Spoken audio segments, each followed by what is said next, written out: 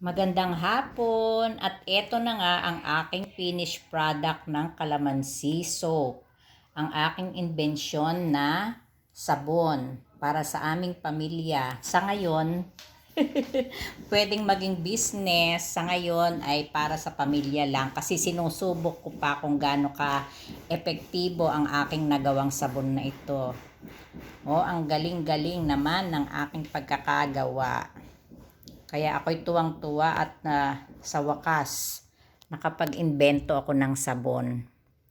Ito ay hindi lamang sa aming pamilya, sa future pwede rin maging sabon ng buong pamilya, ng lahat ng tao if ever. I prayed it.